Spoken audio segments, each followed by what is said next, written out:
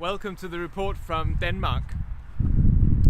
This year it's a privilege for me to take you to the very central spot in Denmark, where we have two islands connected with a beautiful bridge, and had the weather been a little brighter, you would see the beautiful suspension bridge.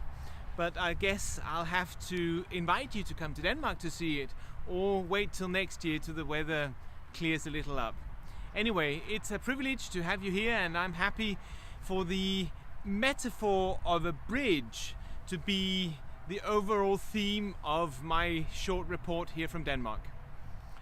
Building bridges is what we're called to do with the local community, with church members, building bridges between pastors and churches. Bridges is a very good metaphor for the work that we are doing here in this part of the world.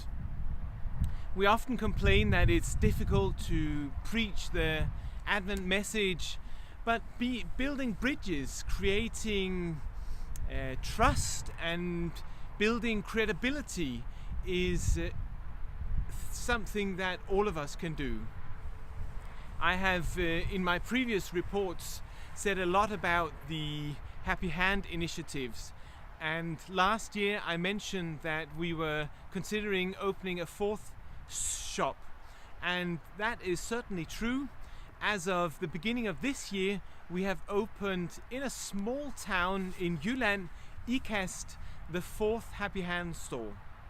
So I take the privilege to say we have opened. This is of course local people, the local pastor, local leaders taking responsibility, finding the energy and seeing the vision that this place can be a bridge to the local community.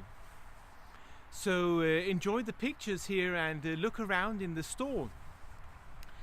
Happy Hand in Ikast is a wonderful witness to what God can do when we put ourselves in a place where we are available for Him to use us.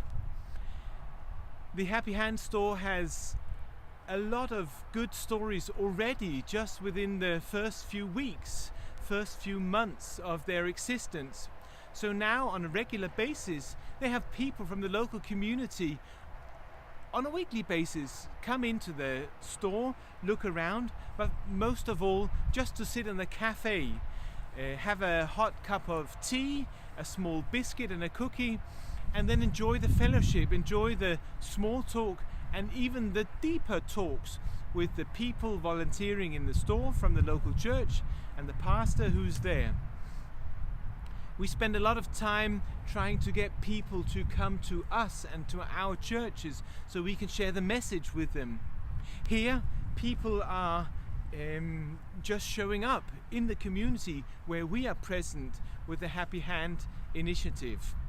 So I know I've said it a number of times before, but please do, as union leaders, consider if this is not a viable way forward in your territories too.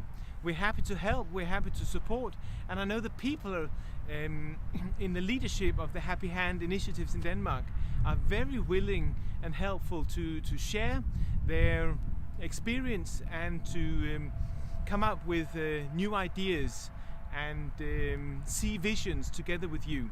So please do take contact with us. Another initiative is a joint project from the Nordic countries, Denmark, Norway, Sweden and Finland. In our youth and family and children's departments, we were concerned about how to fulfill Jesus' command to make disciples of everybody. So how do we make sure that also the children and our young people become followers of Jesus Christ? So we made a simple discipleship path. We set up some aims of what a child can learn about God, how a child can connect with God, and how we as parents and as pastors can help the child develop into a disciple of Jesus Christ. So together we created this material, Taking Faith Home, which helps parents to teach their children about being a follower of Jesus. So if you have a child, for instance, between 6 and 10 years old, you can take this pamphlet and you can easily read the 5 aims for that age group. There is a page of resources, and on the back you have a blessing that you can say over your child. We have created the material for the ages from birth to 19, and we hope that this can be a resource that parents can use. We have also made a plan with aims that the pastor and the church can use together with the parents to make sure that our children become followers of Jesus, and that we can help build the bridge between the church and the children. So this will be followed up by the various departments that specifically will help in these age groups to make sure that we have a full picture of what it is to be a disciple, a follower of Jesus Christ. So when they leave their teenage years, they can go out in the world and change the world. What we are hoping for, and making space for them in the church. Among all the normal mission activities in the local churches and the successful summer camps we have had this year, 2 new things have arisen. First, we have worked together with ADRA and the youth department in Norway and sent a group of 30 people on a mission trip to Uganda, helping in an ADRA project. The other new idea was a pop-up restaurant in Copenhagen.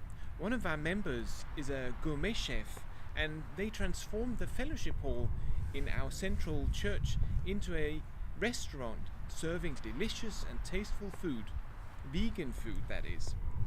Via advertisements, people could book a table, and a lot of people, it was fully booked. This initiative will continue next year. This was all from Denmark. Thank you for watching.